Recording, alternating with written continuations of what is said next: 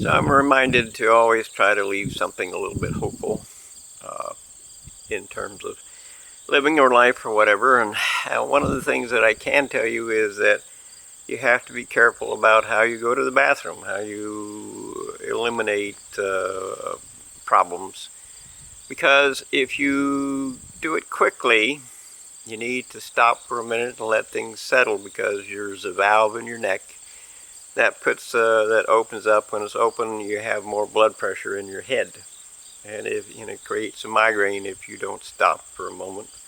In other words, if you're going to the bathroom, you're sitting down, give it a couple of seconds to stop and let your blood flow. The little valve in here that keeps the flow from the pressure out of your head, or you can get an aneurysm. In other words, that's an exploding blood vessel in your brain, and it can kill you, and it can give you a stroke and give you all kinds of harm. And it is the primary cause of migraines as well. In other words, you have to take a couple minutes to go to the bathroom. And some consequences that I grew a small belly and put a belt around it so that pants would stay where I wanted to be. That created a backache.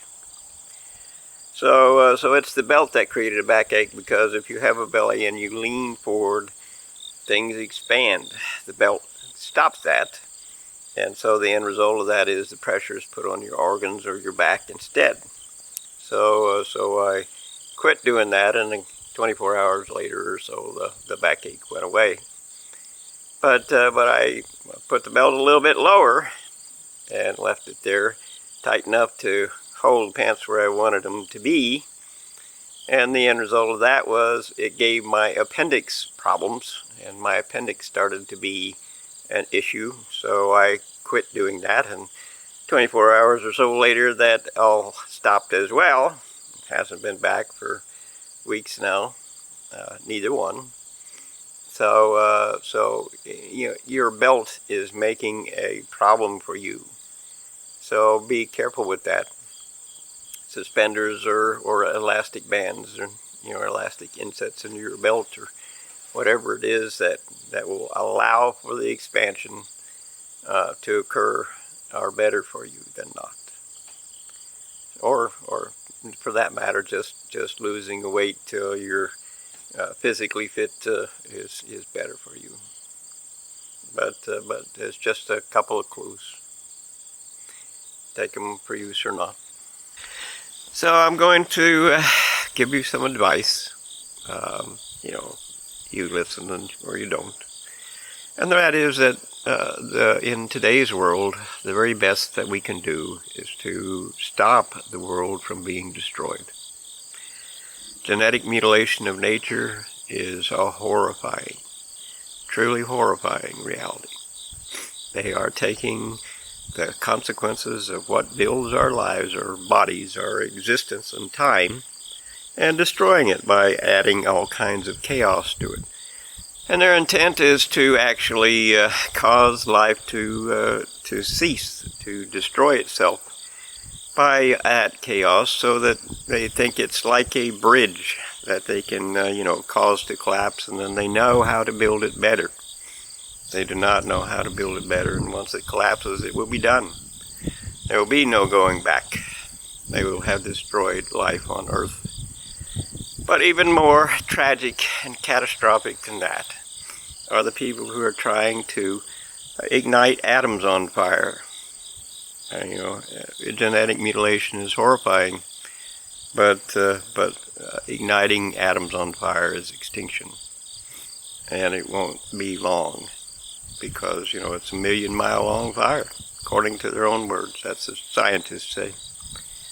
So the best that we can do for life or Earth or ourselves today, or children, is to stop them from continuing on with what they do.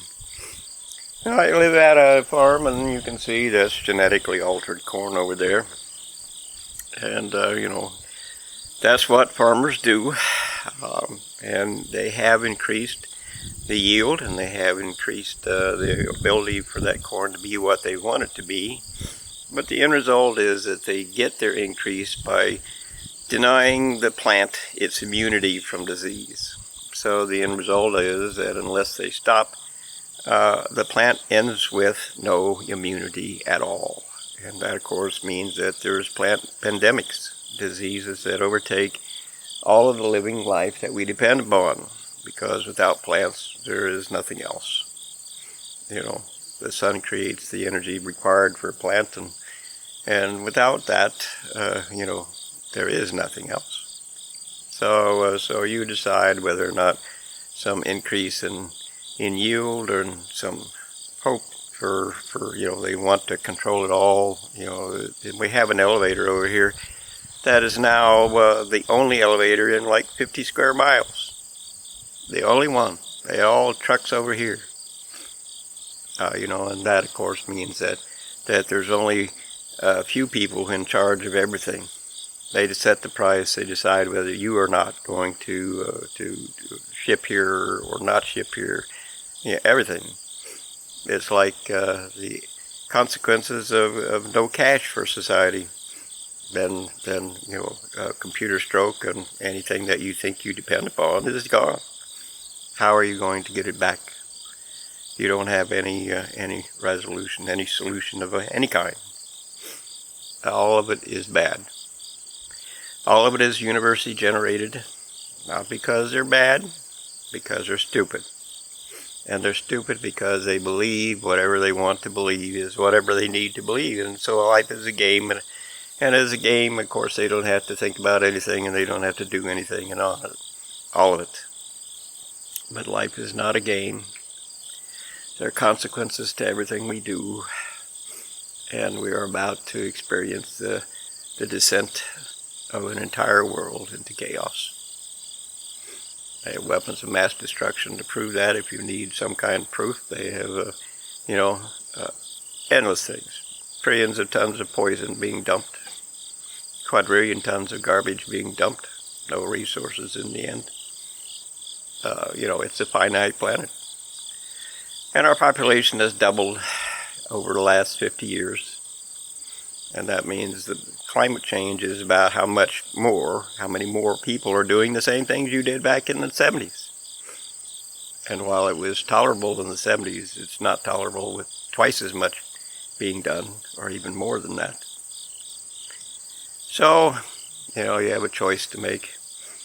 Either you can help this world survive by understanding what's going on, or you can just let it die, as is what you do right now.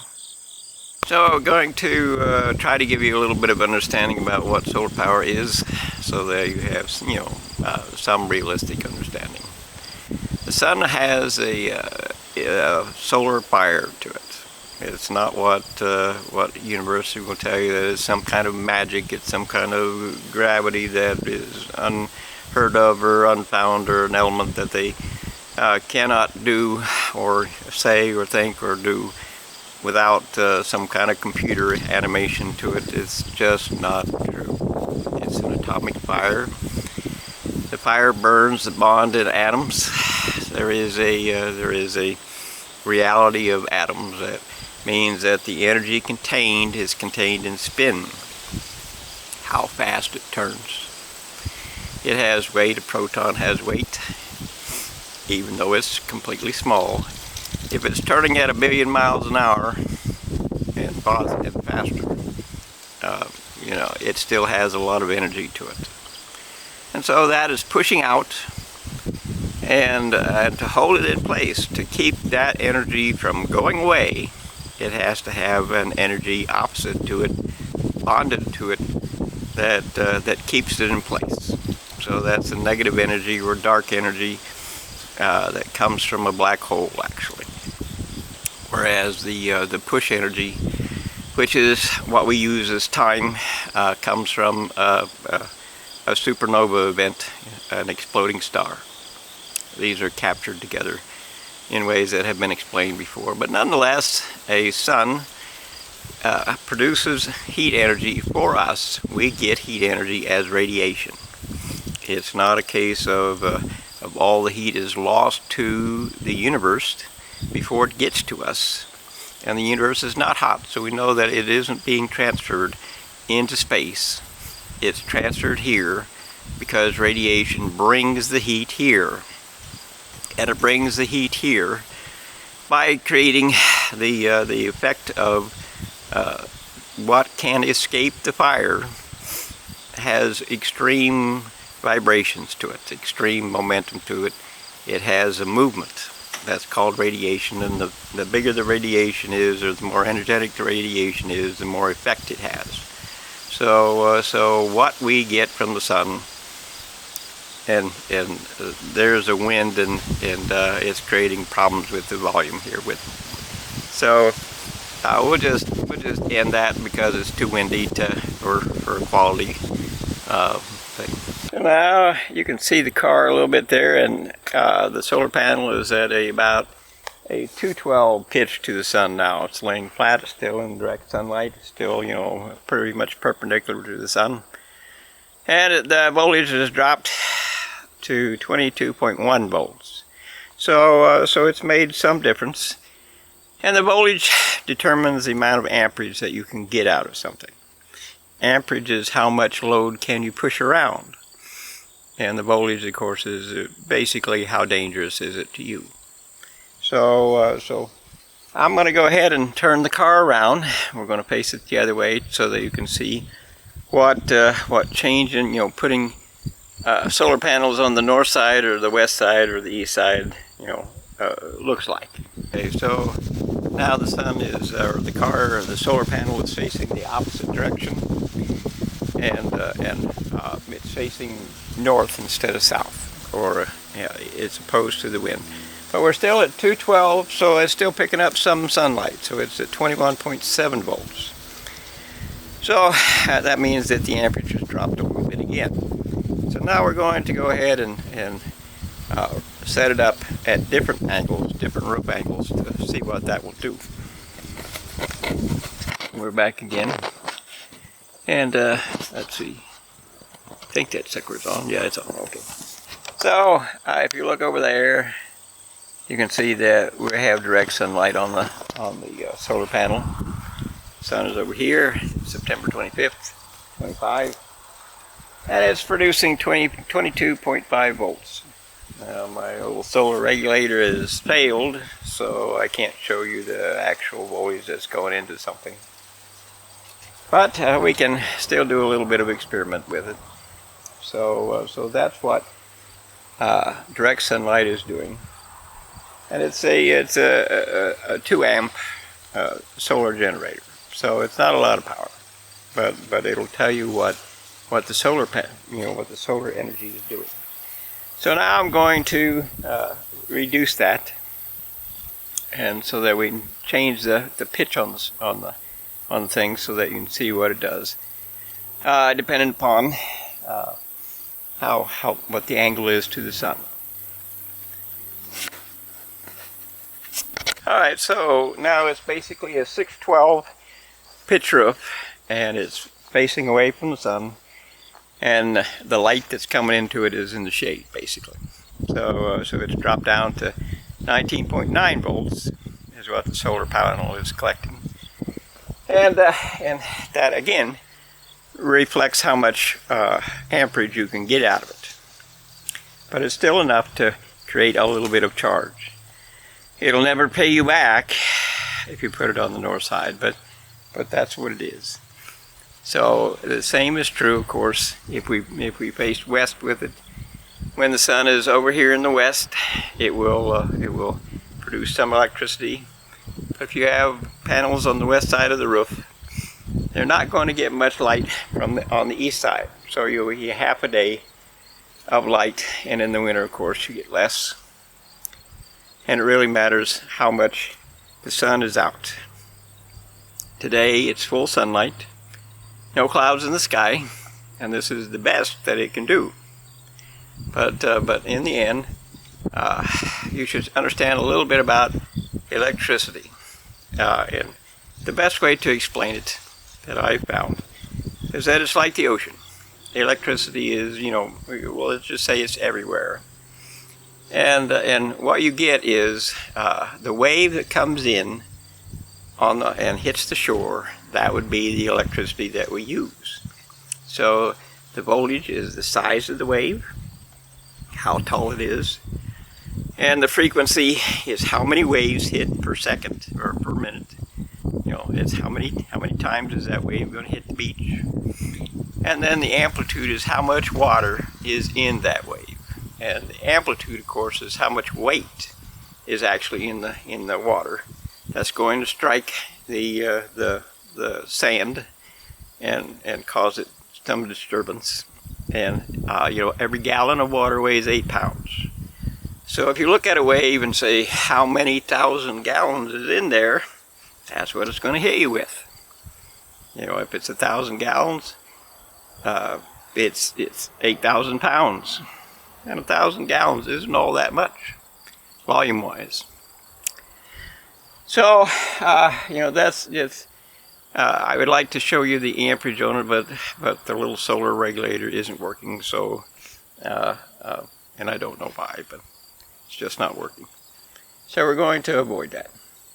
But the end result is, if you can use the electricity for yourself, at the same rate that the electricity company is charging you, you can get some money back. But I bought some solar panels, and it's $4,000 of solar panels, and it's $1,200 of used steel to put them on. Plus, it's another $3,000 or $4,000 for an inverter, and that's doing it myself. So there's a lot of money to be spent if you're doing that, and you're not going to get a return on that, because if you put them up to get money back from the power company, they pay it less than a penny an amp that you actually produce, and they pay by the kilowatt. That's how much you get charged, and the kilowatt is 100 incandescent light, 100-watt incandescent light bulb. It's 10 of them operating for an hour. That's how much power you have to produce to equal a kilowatt. And it takes a lot of solar power for that. And if you get a cloudy day, you're not going to generate much. And if you get sun all the time, that's a good thing. But the panels can overheat if it gets really too hot. So you need to take that into consideration. And anybody that comes selling you solar power, you should be telling you how much money you actually can create, how much money in the area, how much electricity are they creating, and whether or not your state allows you to swap the electricity for just plain, I give you electricity, you give me back. And the reason the power companies don't like that so much is because they have to have the power generation available for when the sunlight isn't working. You want electricity full time, but of course at night you're not generating anything. So they don't like it because they are having to create a big enough supply so that nobody is losing anything, and you only want what you want. So they don't get paid as much, but they should be doing it anyway, because our world is in trouble and climate change is real. And we know that because in the last 50 years, the human population on planet Earth has doubled. Just think about how much you use, and then understand that doubled. It literally doubled to almost 9 billion people now. And it could be easily 9 billion. So you have to, we need to look at all available resources and discover what we can and cannot do for real. Like the university says, in their fantasies and imagination, which is, of course, they're going to fix it all with fusion, even though they've already proven fusion doesn't work at Lawrence Livermore Laboratories in 2012. There are still 130 different projects trying to create fusion. They're trying to ignite atoms on fire so they can produce heat. But just like the sun is what they say they're going to bring here, and just like the sun is a self-sustaining fire. They claim it's something entirely magical, and they have no clue because they can't study the sun. All they can do is see it. That's all they can do. Everything is a theory, and the theory says that it's magic, and they have to have figments of their imagination to have any kind of proof. You know, a computer screen that lasts for a billionth of a second. They say it's great, it's proof. It's not proof. It's not even kind of sort of proof. It's just plain shit. So we need to actually worry about how much power we use, because we're using, just in numbers, we're using twice as much as we did 50 years ago. That's the facts. So and you need to actually stop them from their fusion experiments, because the end result is, if you try to ignite the same fire here as is on the sun, that's an atomic fire. We know it's an atomic fire. It's the only thing that has energy that would work as the sun. We know that atomic fuel burns the bond that holds an atom together. That's what it does. And for that means, or atomic energy is the spin of the mass of the proton inside a neutron. Or in other words, that tiny little thing is spinning at billions of miles per hour or more, things we can't measure. And we know that because that's the only place that the energy could be.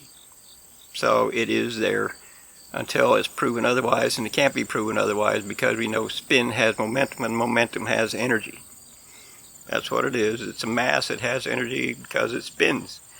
But it spins in a neutron environment, which is the opposite energy of a proton. A proton pushes outward, and a neutron pulls it back. So the neutron is actually stronger than the proton, or the pull that keeps it together, and it's like a top that's spinning. If you don't contain it, it's going to go wherever it wants to go. So the neutron is actually containing the spin of the top, or the mass, and keeping it isolated so that it doesn't dissipate, so that we can use it as time, because time is bleeding off the energy in that spinning mass so that we can have movements that we can control by electrons. So anyway, the point of the story is that if you're thinking about a solar collector, and I bought solar panels because for the moment the state of Illinois is allowing that we can exchange a watt of electricity to the power company for a watt of electricity from the solar panels. And of course, once they change that, and of course the idiots always do, but once they change that, then it will no longer be useful. However, I'm putting up enough that the place will run somewhat through the day. And of course, if you want to have energy through the night that you don't have to purchase from the power company, you have to buy batteries. And the batteries are going to only last 10 years maybe, and they're expensive, and you're never going to get your money back. And then of course there's weight that you can haul up to a height or whatever it is, and let them drop and get electricity that way. But the end result is that there's no free way to create electricity for you. There is there's a cost to it. And while solar has some benefits, wind has some benefits, it also has some realities attached to it that you should understand before you purchase. The idea that you're going to make money is just not realistic. But the idea that you can do something for yourself is.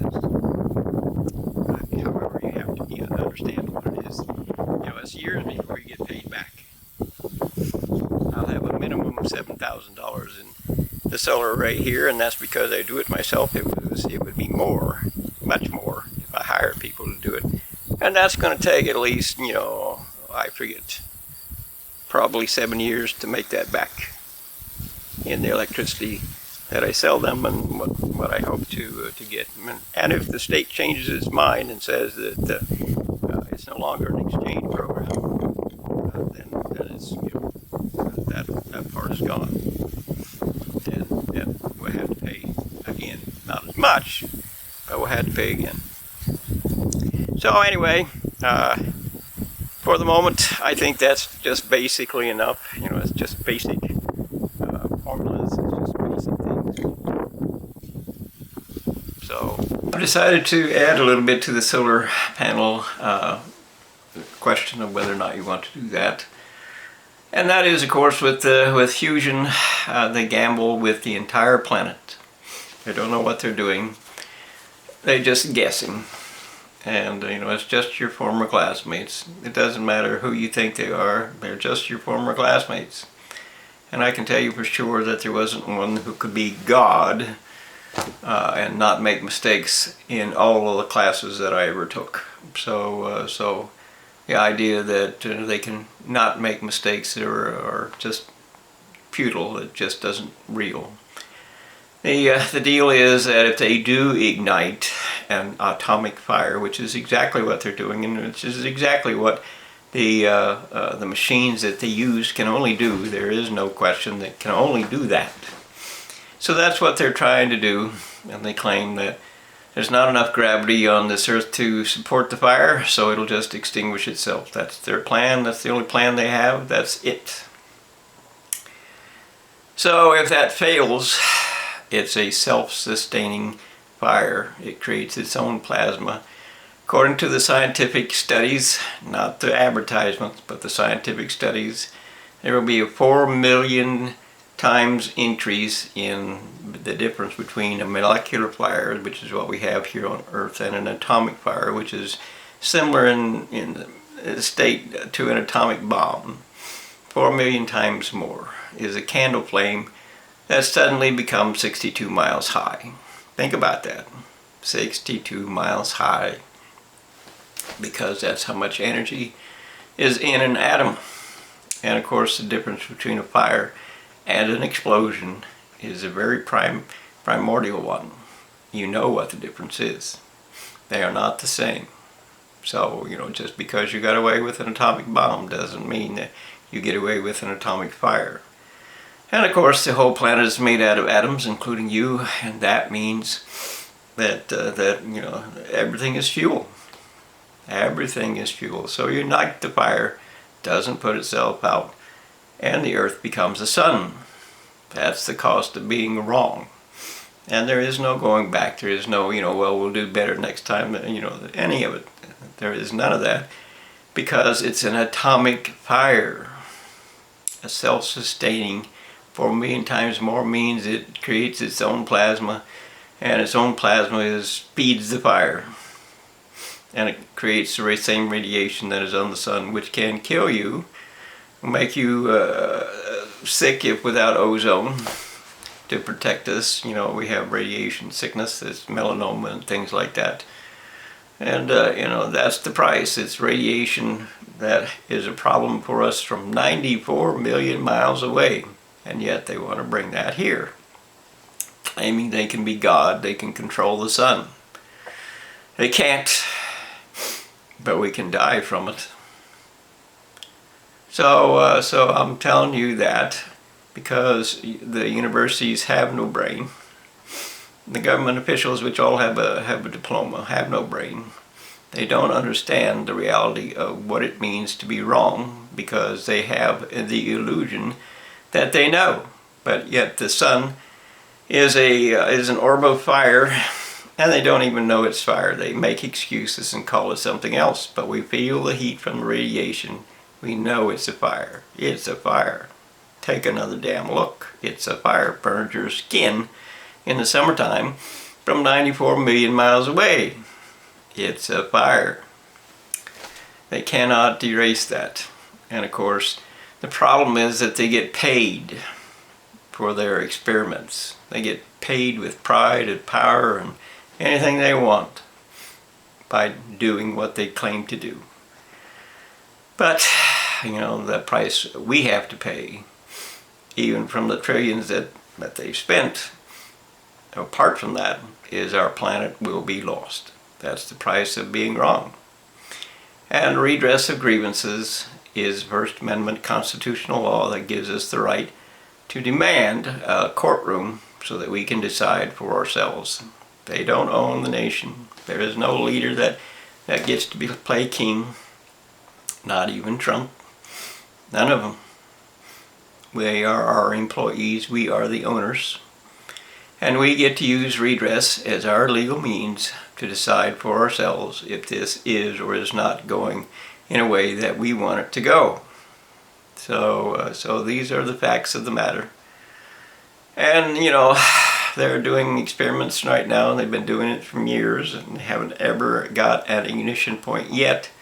And once it ignites, the end result of that is that we can't go back in time. There is no second chances. There is no, we'll do something different. There is none of that. Ignition is life or death of the planet. It is. It's life or death of the planet in a single second of ignition. They're playing with things they don't understand. They're trying to ignite an atomic fire. Just think about an atomic bomb going off. But it's not a bomb, it's a fire. Same energy release, but it's a fire.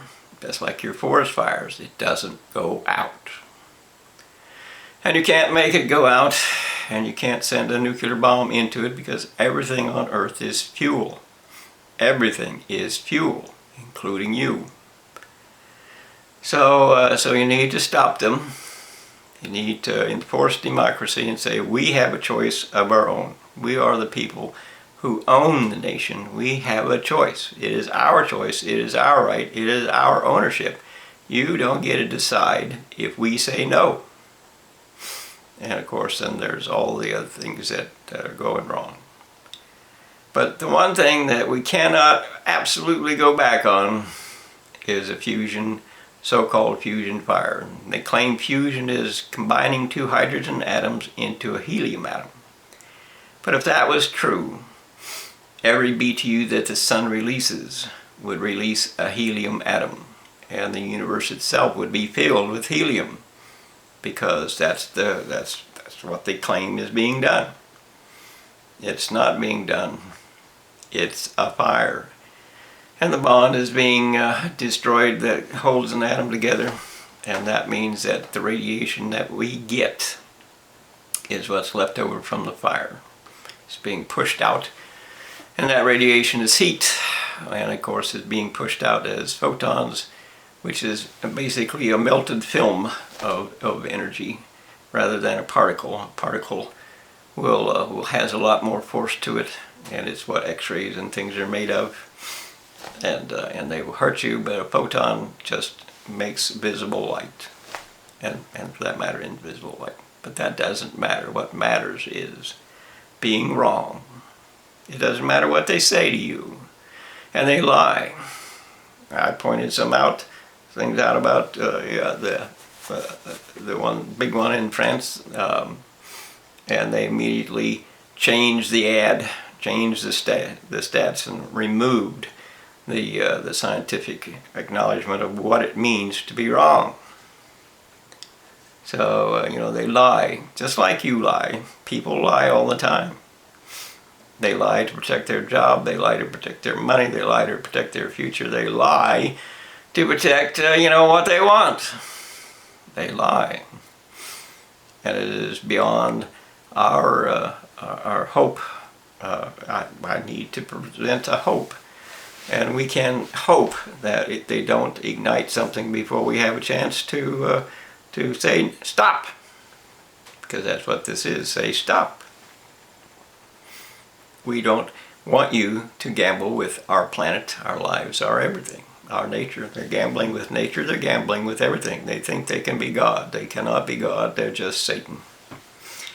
And Satan is just a term, it's a religious term, but it's just a term that means destroyer of the world. And of course, wrong, in particular in the case of fusion, is not only the destruction of our entire planet and all its life, it's incinerating us all by fire. Incinerating. We'll melt. because it's, you know, it's how many million degree heat, and they say, well, it's just 10,000 degrees or so, but it doesn't matter what they tell you. What matters is what you feel. You feel in the summer, you know the heat. It heats our planet.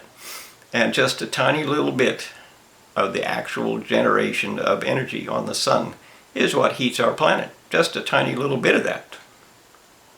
Think about it, because wrong is wrong. And wrong we can't come back from. Wrong means you're going to be incinerated, you're going to be burned alive. And the radiation that it will release means that you're going to be melted and all kinds of things. Wake up. You know, your life needs you to wake up. Your planet needs you to wake up. Your child needs you to wake up. Even your eternity needs you to wake up. It's a choice.